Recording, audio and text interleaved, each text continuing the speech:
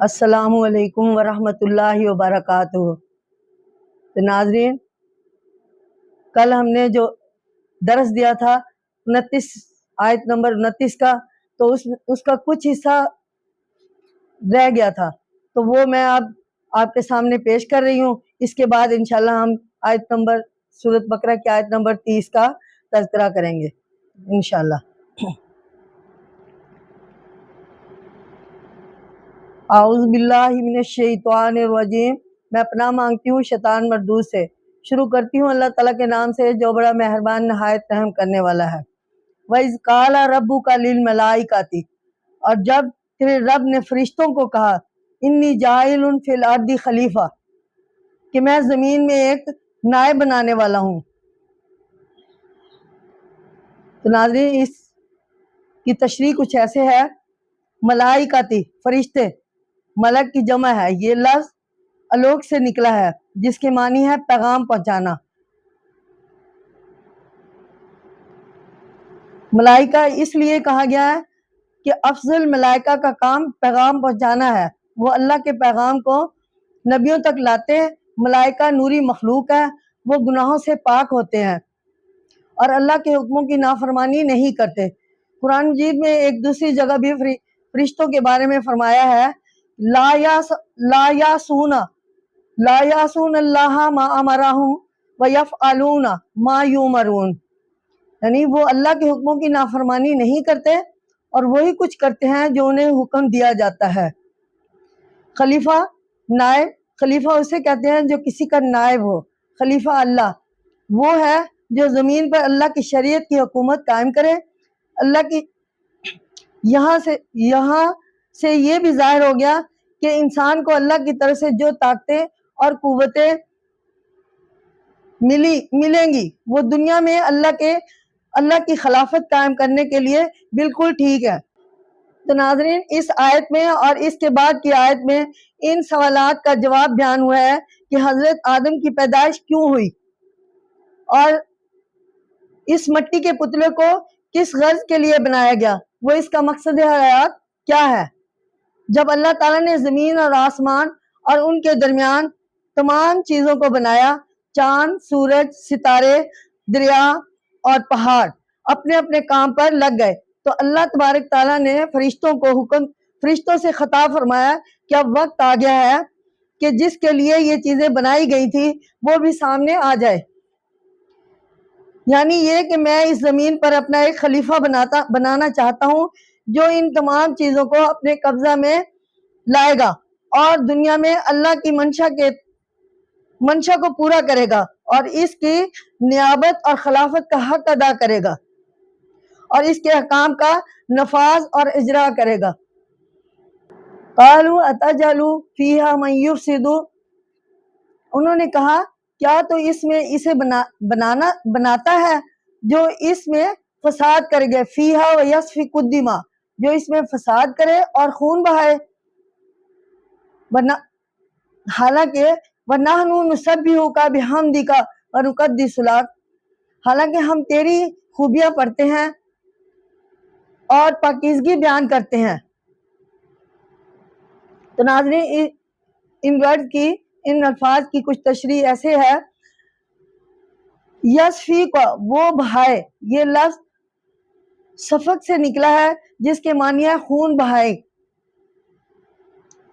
الدماء خون، یہ دم کی جمع ہے جس کے معنی ہے خون۔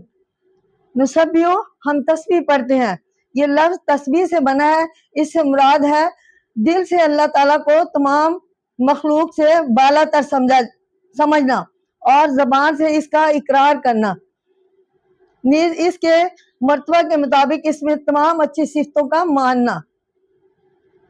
نقدسو ہم پاکیزگی بیان کرتے ہیں، یہ لفظ تقدیس سے بنا ہے جس کے معنی ہے پاکیزگی بیان کرنا اور اللہ تعالیٰ کو تمام بری صفات اور مخلوق کی صفات سے پاک اور برتر سمجھنا۔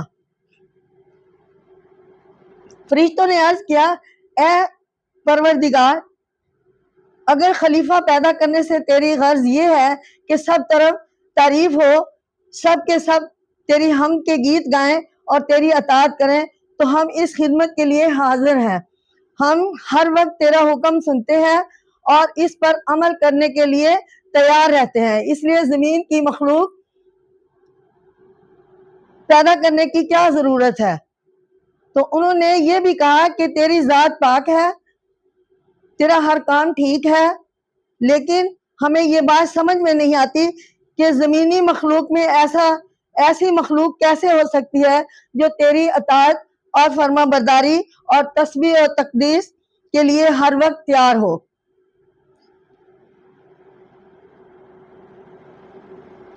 جب فرشتوں نے اللہ تعالیٰ سے خلیفہ بنانے کا اعلان سنا تو کہا کہ ہم اپنے قول و فعل سے آپ کے مقدس اور پاک ہونے کا اقرار کرتے ہوئے عرض کرتے ہیں کہ زمین کی اس مخلوق سے فساد کا خطرہ ہے.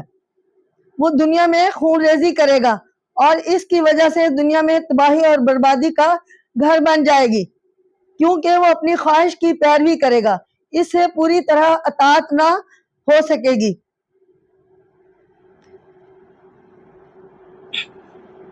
تو ناظرین، آج یہ آیت پوری ہو گئی ہے، تو اب ہم جو ہے آیت نمبر 30 کی تشریح اور تفسیر ترجمہ بیان کرتے ہیں. فرشتوں کا جواب، یعنی فرشتوں نے جواب دیا، قال انی اعلم ما لا تعلمون، یعنی اس نے فرمایا بے شک میں جانتا ہوں.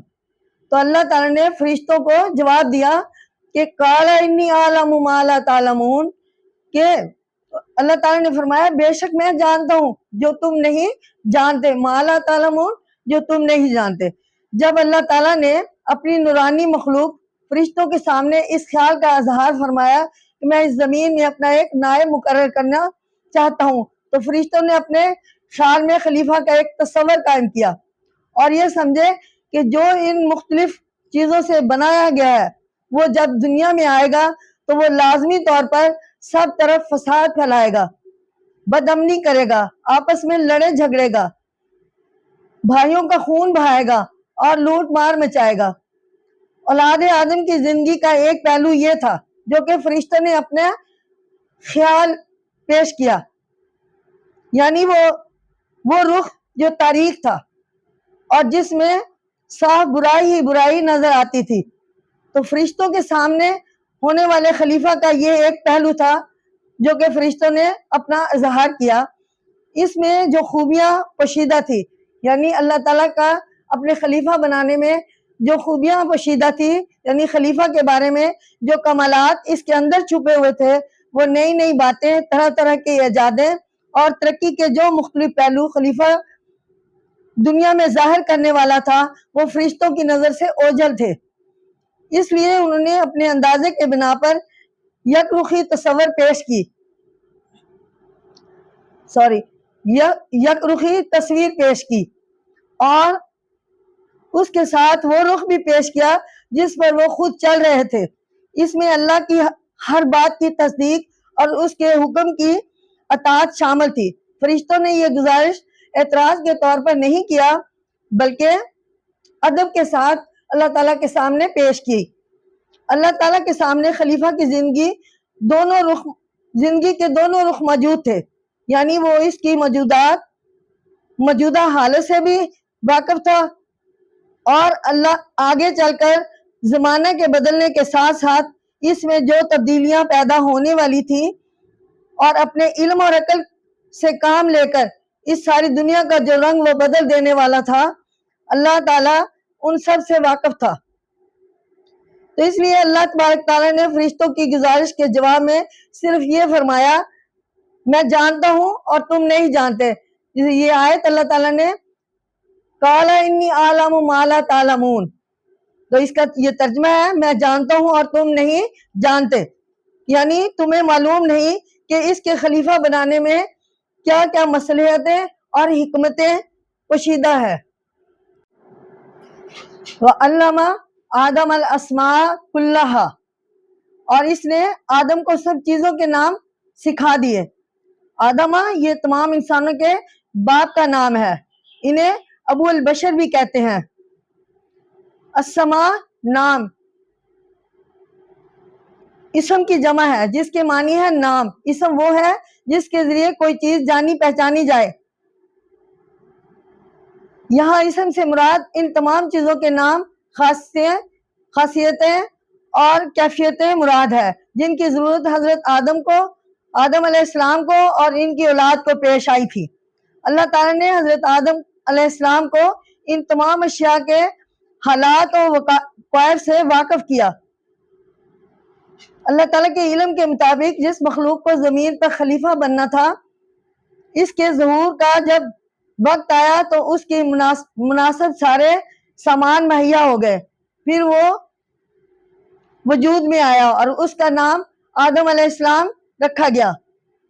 آپ جانتے ہیں کہ اللہ کی ایک مخلوق فرشتے ہیں جو نور سے پیدا کی گئی، اور ان کا سارا وقت اللہ تعالیٰ کی اطاعت اور فرما برداری میں کرتا ہے، اور یہی ان کی سب سے بڑی خوبی ہے. وہ تمام خواہشات اور ضرورتوں سے بالکل پاک صاف ہے، جو حضرت آدم علیہ السلام کا خاصہ ہے. اس لیے انہیں بالکل علم نہیں کہ زمین اور آسمان کی تمام چیزیں کس کام آئیں گی. البتہ یہ حقیقت ہے اللہ تعالیٰ نے ان چیزوں کو بغیر کسی مقصد کے نہیں بنایا. اس میں ضرور کوئی مصلحت اور حکمت ہے. پروردگار عالم نے آدم کو مٹی سے بنایا. اس میں ہر قسم کی خواہش اور طرح طرح کی ضروریات پیدا کر دی، اور اس کے ساتھ اسے یہ علم بھی دیا کہ وہ اپنی خواہشوں کو پورا کرنے کے لیے کون کون سے ذرائع کس طرح عمل میں لائے، اور اس کے اندر یہ قابلیت پیدا کر دی کہ وہ ان تمام چیزوں سے واقف ہو جائے اور ان کی خصوصیات کو اچھی طرح جان لے. تو ناظرین، اب میں آپ کے سامنے سورۃ بقرہ کی آیت نمبر 31 اور 32 کا ترجمہ اور تشریح بیان کرتی ہوں تفسیر بھی. ثم عرضاہم علی الملائکۃ فقال انبئونی باسمائی، یعنی پھر ان چیزوں کو فرشتوں کے سامنے کیا، پھر فرمایا انبئونی باسمائی، مجھ کو ان کے نام بتاؤ. ہؤلائی ان کنتم صادقین، اگر تم سچے ہو. قالوا سبحانک لا علم لنا الا ما علمتنا، تو وہ بولے تو پاک ہے.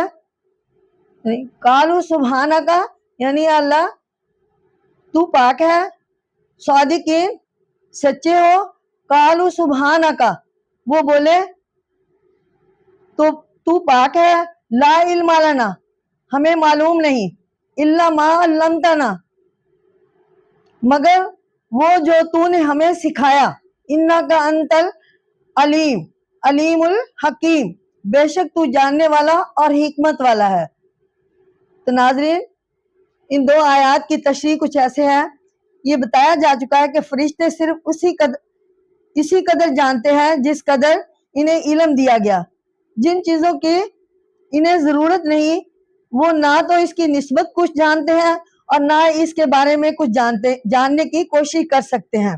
اس لیے آدم کو تمام چیزوں کے نام بتانے کے بعد اللہ تبارک تعالیٰ نے ان چیزوں کو فرشتوں کے سامنے پیش کیا اور انہیں حکم دیا کہ اگر تم اس دعوے میں سچے ہو کہ تم کامل طور پر میری تسبیح اور تقدیس کرتے ہو تو بتاؤ کہ ان چیزوں کے نام کیا ہے. فرشتے ایک پاک مخلوق ہے، انہیں خدا کی عبادت کے سوا کوئی کام نہیں. وہ ان کے نام کیسے بتاتے؟ کہنے لگے ہمیں تو بس اس قدر معلوم ہے جتنا تو ہمیں بتا چکا ہے، اس کے علاوہ ہم کچھ نہیں جانتے. رہی یہ چیزیں تو اس کے بارے میں ہم صرف اسی قدر کہہ سکتے ہیں کہ ان کے پیدا کرنے میں کوئی حکمت اور فائدہ ضرور پوشیدہ ہے، کیونکہ تیرے کام حکمت سے خالی نہیں ہوتے. اس آیت سے واضح ہے کہ فرشتوں پر انسان کی برتری اور عظمت علم کے اعتبار سے ہوئی. اب اگر اولاد آدم میں کوئی علم سے لاپرواہ ہے تو خلاف الہی کا حق ادا نہیں کر سکتا. ہم دیکھتے ہیں واقعی دنیا میں وہی اقوام ترقی پر ہے جو علم کی دولت سے مالا مال ہے.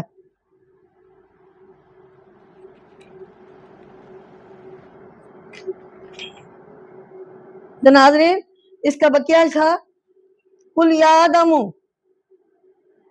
انبئونی باسمائہم فلما انباہم باسمائہم، یعنی اس نے کہا اے آدم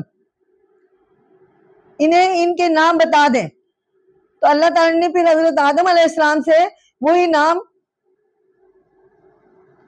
پوچھے اور کہا کہ ان فرشتوں کو ان چیزوں کے نام بتائیں، کیونکہ اللہ تعالیٰ پہلے ان کو تمام نام کی بتا چکے تھے۔ قال الم اقل لکم، پھر جب اس نے انہیں ان کے نام بتائے، قال الم اقل لکم، اس نے کہا میں نے تم سے نہیں کہا تھا، الم اقل لکا، یعنی قال اللہ تعالیٰ نے فرمایا الم، اس کے الم اقل لکا اقل لکم، کیا میں نے تمہیں نہیں کہا تھا کہ میں جانتا ہوں، عالم غیب السماواتی، کہ بے شک میں جانتا ہوں غیب السماواتی، آسمان میں اور والارضی، کہ زمین کی خفیہ چیزیں، یعنی آسمان اور زمین کی چھپی ہوئی باتیں، وَأَعْلَمُ مَا تُبْدُونَ، اور میں جانتا ہوں جو تم ظاہر کرتے ہو، وَمَا كُنْتُمْ تَكْتُمُونَ، اور جو تم چھپاتے ہو۔ تو ناظرین اس کی تشریح کچھ ایسے کرتے ہیں آیات کی، حضرت آدم کے خلافت کا واقعہ مسلسل بیان ہو رہا ہے۔ اللہ تعالیٰ نے جب فرشتوں کے سامنے آدم علیہ السلام کی خلافت کا اعلان فرمایا تو انہوں نے اول تو یہ عرض کیا کہ ہم تیری حمد و ثنا اور بزرگی اور پاکیزگی کا ہر دم اقرار کرتے ہیں، گویا اگر صرف حمد و ثنا درکار ہے تو یہ کام ہم انجام دے رہے ہیں۔ پھر فرشتوں نے اس خدشہ کا اظہار کیا کہ اولاد آدم دنیا میں خون ریزی کرے گی اور فساد مچائے گی۔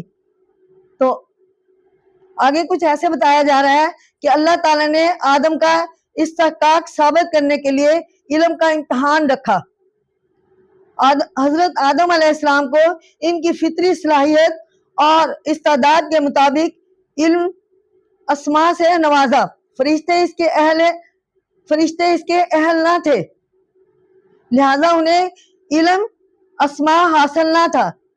جب دونوں سے سوال جواب ہوئے تو فرشتوں نے اپنی بے خبری کا اقرار کیا، مگر آدم علیہ السلام نے چیزوں کے نام بتلا دیے اور اپنی برتری ثابت کر دی۔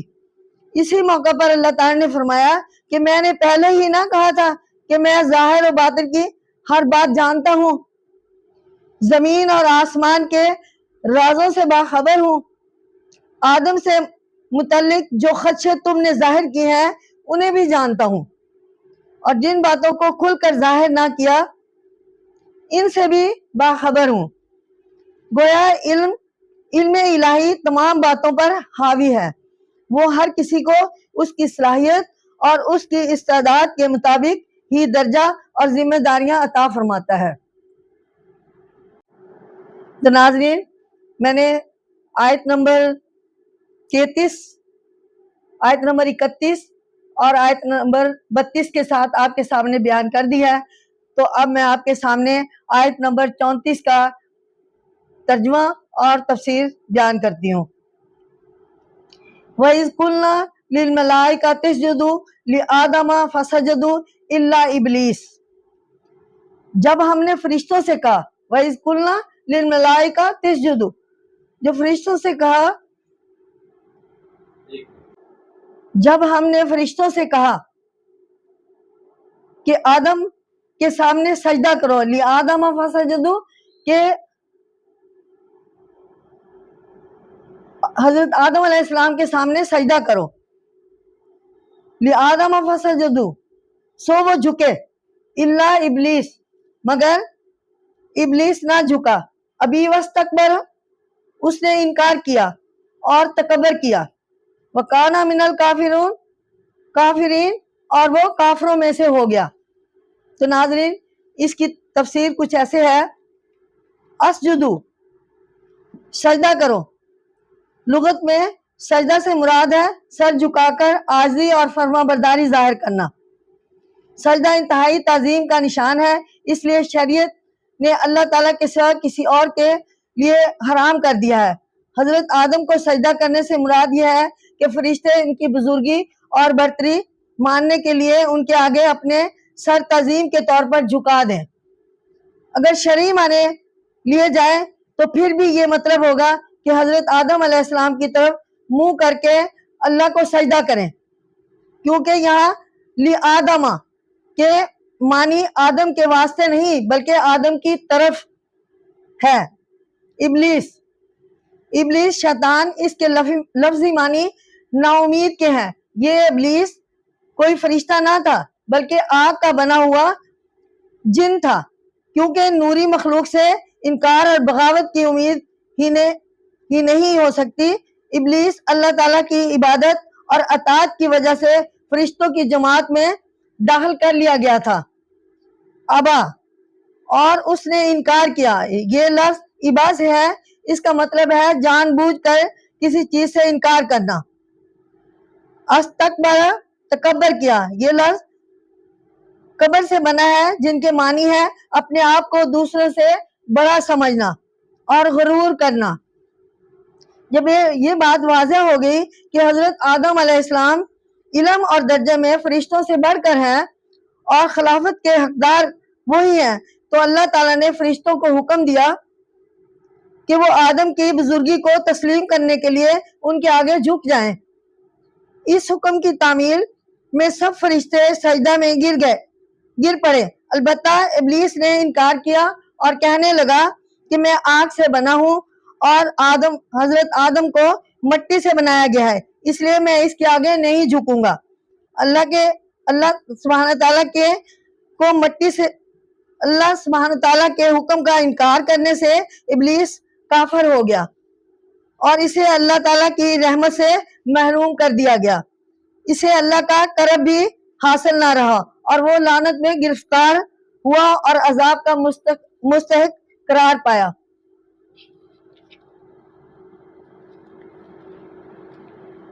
وَقُلْنَا يَا آدَمُ اسْكُنْ أَنْتَ زَوْجُكَ الْجَنَّةَ، ہم نے کہا اے آدم، تو اور تیری بیوی جنت میں رہو۔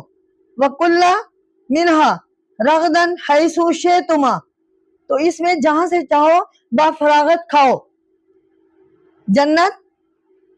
جنت اس کے معنی ہے وہ باغ جس کے گھنے درخت زمین کو چھپا لیں۔ شرع اسلام میں اس سے مراد وہ عظیم الشان باغ ہے جس میں بے شمار نعمتیں ہیں جو آخرت میں نیکوکاروں کو رہنے کے لیے ملیں گے۔ اسے جنت اس لیے بھی کہتے ہیں کہ اس کی نعمتیں ہماری نظروں سے بھی پوشیدہ ہیں۔ زوجہ یعنی تیری بیوی، اس سے مراد حضرت حوا ہے جو اس وقت پیدا ہو چکی تھی، وہ ہم سب کی ماں ہے۔ حیث شئتما، جہاں سے چاہو۔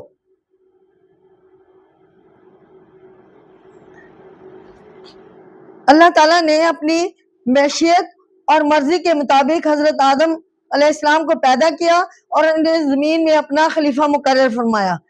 ان کے اس درجہ کو واضح کرنے کے لیے اللہ تعالیٰ نے فرشتوں کو حکم دیا کہ وہ اس کے آگے جھک جائے تاکہ بعد میں کسی کو بغاوت یا نافرمانی کی جرت نہ رہے۔ فرشتوں نے حضرت آدم کی بڑائی کا اقرار کیا اور ان کے آگے تعظیم کے طور پر جھک گئے۔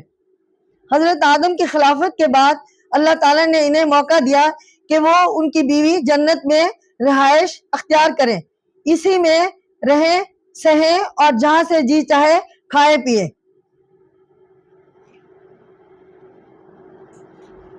تو اس سبق سے واضح ہوتا ہے کہ اللہ تعالیٰ نے حضرت آدم کو کس قدر بڑے بڑے درجات بخشے۔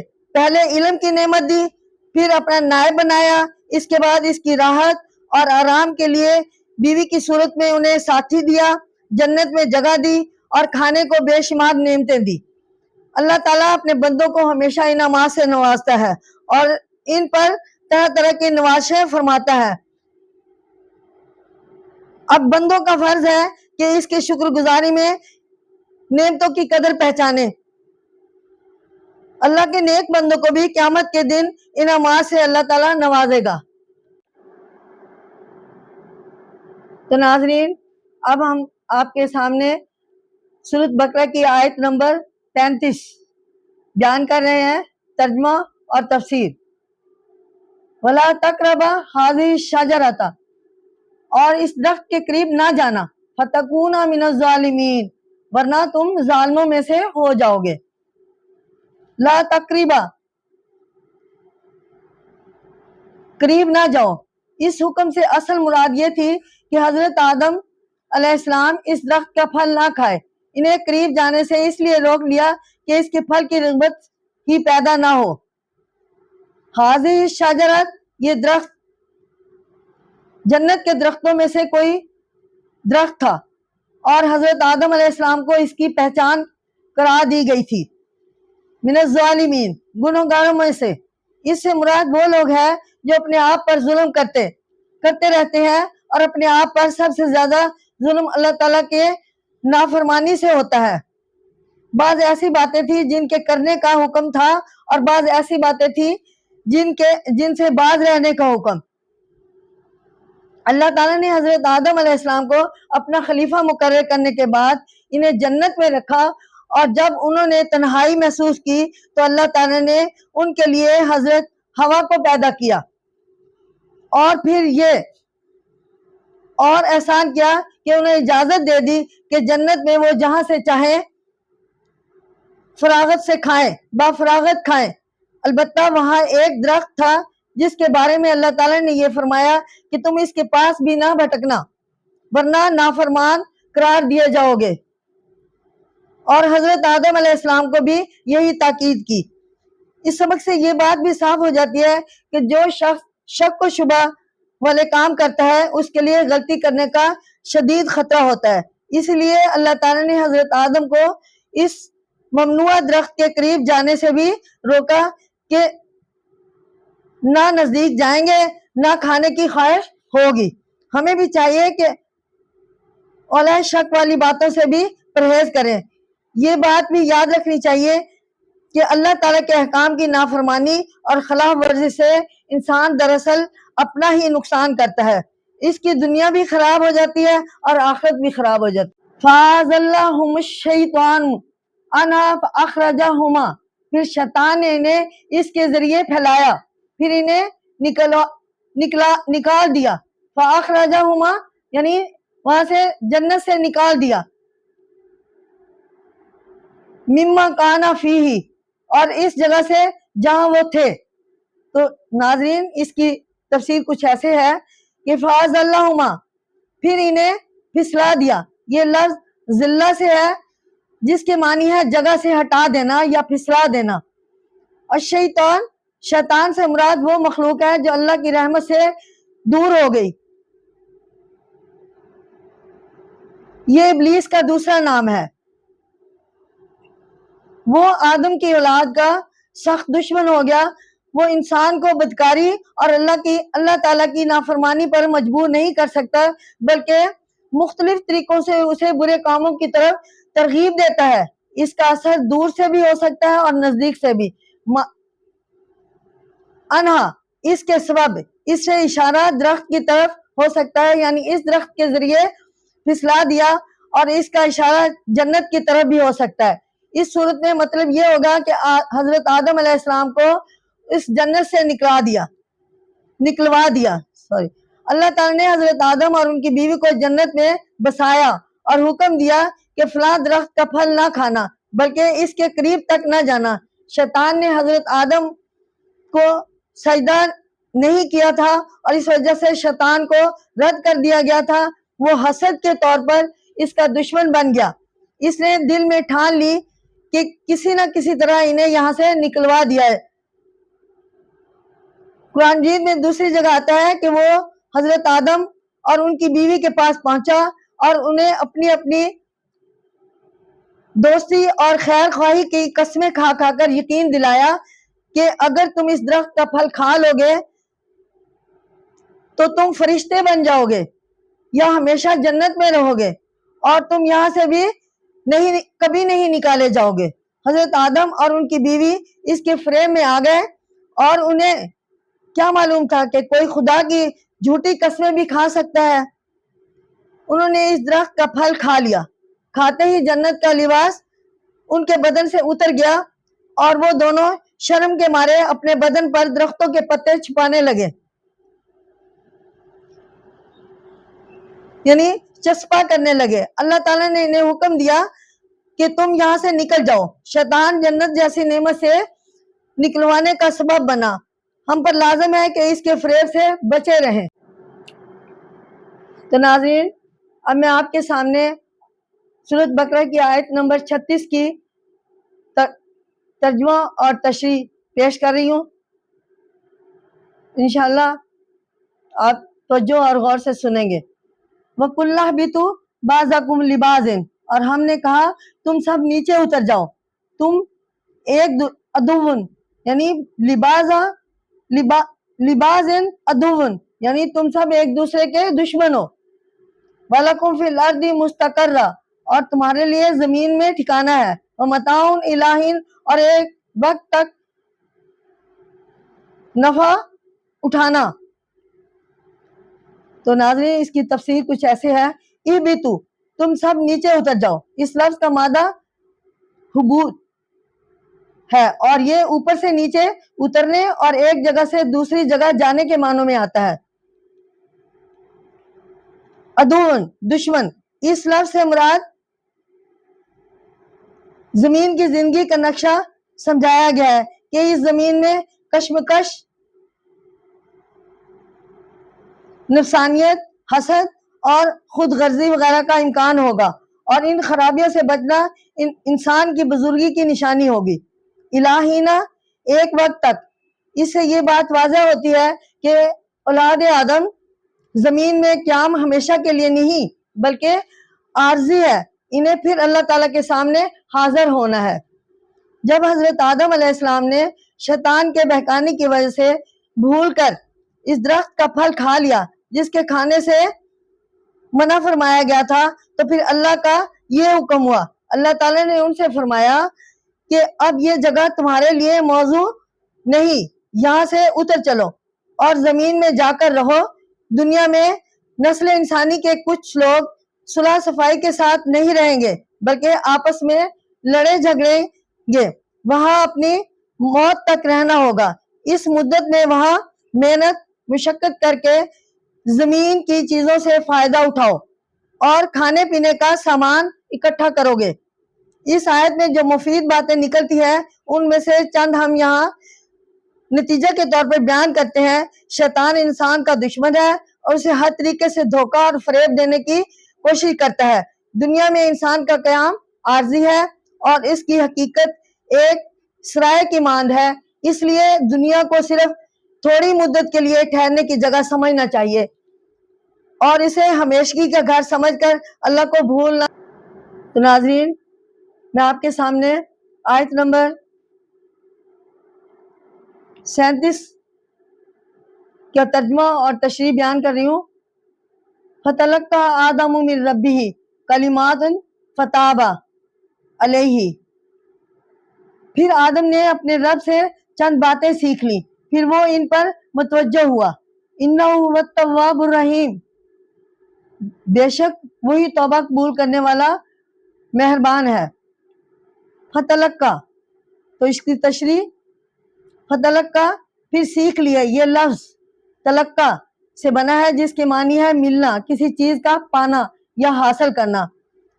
اللہ تعالیٰ نے بڑی رحمت اور شفقت سے حضرت آدم علیہ السلام کو توبہ کے کلمات سکھا دیے، یعنی حضرت آدم علیہ السلام نے اللہ تعالیٰ سے بار بار اپنے گناہ کی معافی مانگی، جو غلطی کی، جو نافرمانی کی، اور اس درخت کے پاس پہنچا تو اللہ تعالیٰ سے معافی مانگی اپنے کی، اور جس پر اللہ تعالیٰ نے اسے معاف کر دیا اور کچھ کلمات حضرت آدم علیہ السلام کو سکھائے۔ قَالَ رَبَّنَا ظَلَمْنَا أَنفُسَنَا وَإِن لَّمْ تَغْفِرْ لَنَا وَتَرْحَمْنَا لَنَكُونَنَّ مِنَ الْخَاسِرِينَ، تو یہ وہ الفاظ ہیں جو اللہ تعالیٰ نے حضرت آدم علیہ السلام کو معافی مانگنے کے لیے سکھائے۔ اللہ تعالیٰ نے کہ وہ دونوں بولے، اے ہمارے رب، ہم نے اپنی جان پر ظلم کیا، اگر ہم کو نہ بخشے اور ہم پر رحم نہ کرے تو ہم ضرور تباہ ہو جائیں گے۔ یہ الاعراف سورت کی آیت نمبر 23 میں ہے۔ فتابہ توجہ فرمائی، یہ لفظ توبہ سے بنا ہے جن کے معنی ہے کسی کی طرف رجوع، توجہ کرنا اور لوٹ آنا۔ گناہوں سے معافی مانگنے کو توبہ اس لیے کہا جاتا ہے کہ انسان گناہوں کے احساس کے ساتھ ان کا اعتراف کرتا ہے اور آئندہ ان گناہوں سے باز رہنے کا اقرار اور عہد کرتا ہے۔ جب حضرت آدم علیہ السلام کو جنت سے نکلنے کا حکم ہوا تو انہیں اپنی غلطی کا احساس ہوا اور وہ اس پر بہت پچھتائے، پریشانی کی حالت میں اپنی خطا پر روتے رہے اور بے قراری میں پشیمانی پھرتے رہے۔ آخر اللہ تعالیٰ کو ان پر رحم آیا اور حضرت آدم علیہ السلام کے دل میں بخشش کی دعا کے چند الفاظ ڈال دیے۔ انہوں نے انہیں الفاظ میں دعا کی، اللہ تعالیٰ نے ان کی توبہ قبول فرمائی کیونکہ وہ یقیناً توبہ کرنے والے اور اپنے بندوں پر ہر حال میں رحمت اور مہربانی فرمانے والا ہے۔ توبہ کے لیے 3 چیزوں کا ہونا ضروری ہے۔ پہلا یہ کہ انسان اپنے گناہ کو مان لے اور اس پر پچھتائے۔ دوسرا یہ کہ اس کام کو چھوڑ دینے کا پختہ ارادہ کر لے، اور تیسرا یہ کہ وہ اس گناہ کو آئندہ ہرگز نہ کرے گا۔ قرآن مجید اور حدیثوں میں توبہ کی تاکید بہت آئی ہے۔ ہمیں ہر وقت اپنے دانستہ اور غیر دانستہ، بڑے اور چھوٹے، ہر قسم کے گناہوں کی معافی کے لیے اللہ تعالیٰ کے آگے توبہ کرنی چاہیے۔ اب میں آپ کے سامنے سورۃ بقرہ کی آیت نمبر 38 کا ترجمہ اور تشریح بیان کر رہی ہوں۔ قُلْ اهْبِطُوا مِنْهَا جَمِيعًا، ہم نے کہا تم سب یہاں سے نیچے اتر جاؤ۔ فَإِمَّا يَأْتِيَنَّكُم مِّنِّي، جب کبھی تمہیں میری طرف سے کوئی ہدایت پہنچے، يَأْتِيَنَّكُم مِّنِّي هُدًى، یعنی میری طرف سے تمہیں کوئی ہدایت پہنچے، فَمَن تَبِعَ، جو میرے ہدایت پر، فَمَن تَبِعَ هُدَايَ، جو میری ہدایت پر چلا، فَلَا خَوْفٌ عَلَيْهِمْ، ان پر نہ خوف ہوگا، وَلَا هُمْ يَحْزَنُونَ، اور نہ وہ غمگین ہوں گے۔ اہبطوا، نیچے جاؤ۔ حضرت آدم علیہ السلام اور ان کی اولاد کو یہ حکم سزا کے طور پر نہیں دیا جا رہا، یعنی پہلے سابقہ جو آیات میں ہم نے پڑھا ہے کہ ان کو نیچے جنت سے نکالا گیا تھا، لیکن یہاں پہ اس آیت کا مطلب کچھ اور ہے۔ حضرت آدم کی لغزش معاف کر دی گئی تھی، یعنی انہوں نے جو کوتاہی کی تھی اس کو معاف کر دیا تھا اللہ تعالیٰ نے، لیکن زمین میں رہنے کا حکم بدستور باقی رہا۔ چونکہ آدم علیہ السلام زمین کے خلیفہ بنائے گئے تھے اور زمین میں رہنے سے مقصد یہ تھا کہ جو دنیا میں رہ کر اللہ تعالیٰ کی اطاعت کرے انہیں جنت میں جگہ ملے، یعنی دنیا میں رہ کر ہم اپنے اچھے عمل کر کے جنت کے حقدار بنے، یہ اللہ تعالیٰ کا خیال تھا، اور جو نافرمانی کرے انہیں اللہ تعالیٰ جنت سے باہر رکھا جائے گا اللہ تعالیٰ کی طرف سے۔ خوف کسی آنے والے نقصان اور تکلیف کے احساس کو کہتے ہیں۔ یہاں اس سے مراد ہے کہ حشر میں اللہ کے نیک بندے اور ایماندار بندوں کو کوئی سزا نہیں ملے گی۔ لا ہم یحزنون، نہ وہ غمگین ہوں گے۔ اس لفظ کا مادہ حزن سے ہے، جس کے معنی ہے کسی دل پسند چیز کے جاتے رہنے کا رنج۔ یہاں اس سے مراد یہ کہ نیک اور مومن بندے اپنی پہلی زندگی پر حسرت اور افسوس نہیں کریں گے۔ حضرت آدم علیہ السلام اور ان کی اولاد کو اللہ تعالیٰ نے فرمایا تم سب کے سب زمین پر اتر جاؤ اور کچھ فکر نہ کرو، وہاں بھی میری نظر عنایت تم پر رہے گی اور میری رحمت تمہارے شامل حال رہے گی۔ اور ساتھ ہی انہیں بتا دیا کہ ضرورت کے وقت میری ہدایت نبیوں کے ذریعے تمہارے پاس پہنچتی رہے گی، تم ان کی پیروی کرتے رہنا۔ جو شخص میری ہدایت کے مطابق چلے گا اس کو کبھی دوزخ کا خوف نہ ہوگا اور نہ جنت سے نکالے جانے کا غم ہوگا، اس کو دوبارہ جنت میں داخل کروں گا۔ اس قصے سے یہ بھی واضح ہوتا ہے کہ انسان کو روحانی چین اور سکون اللہ تعالیٰ کی ہدایت پر عمل کرنے سے ہی حاصل ہوتا ہے، اس کے بغیر بالکل ممکن نہیں۔ اللہ تعالیٰ نے حضرت آدم علیہ السلام کی توبہ قبول کی اور پھر انہیں دنیا میں رہنے سہنے اور جنت میں جانے کا طریقہ بتا دیا۔ ہمیں بھی چاہیے کہ اپنے تمام پچھلے گناہوں سے توبہ کریں، اللہ تعالیٰ سے ان کے معافی کی درخواست کریں اور آئندہ اس کی دی ہوئی ہدایت پر عمل کریں جو اس نے حضرت محمد مصطفیٰ صلی اللہ علیہ وسلم کے وسیلہ سے ہمیں بھیجی ہے۔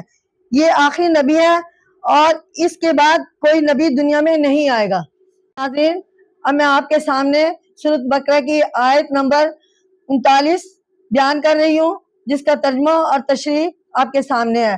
والذین کفروا وکذبوا بآیاتنا، اور جو لوگ کفر کریں گے اور ہماری آیتوں کو جھٹلائیں گے، اولئک اصحاب النار، وہی دوزخی ہیں، ہم فیہا خالدون، اور اس میں ہمیشہ رہیں گے۔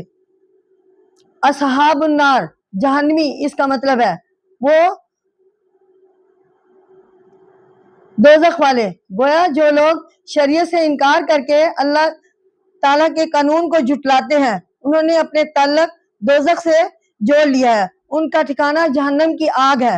حضرت آدم علیہ السلام جب دنیا میں آئے تو اللہ تعالیٰ نے انہیں اس میں رہنے سہنے کا قانون اور جنت میں دوبارہ جانے کا طریقہ بتا دیا، یعنی یہ کہ اللہ تعالیٰ نے انہیں ضرورت کے وقت اپنا پیغام بھیجتا رہے گا جو ان کے رہنمائی کا ذریعہ ہوگا، یعنی فرشتوں کے ذریعے اللہ تعالیٰ اپنے برگزیدہ بندوں پر اپنا پیغام بھیجے گا، اور جنہیں نبی کہتے ہیں، اور ہر نبی جو ہے وہ اپنی اپنی امت کو اللہ تعالیٰ کا پیغام دے گا۔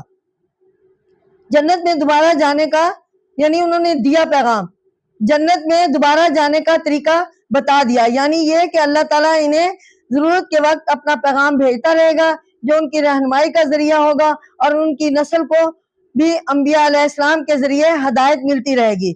انسان صرف اپنی عقل سے سیدھی راہ نہیں پا سکتا، اور ان کے لیے ضروری ہے کہ وہ اللہ تعالیٰ کی طرف رجوع کریں جو اس کی فطرت کا بنانے والا ہے۔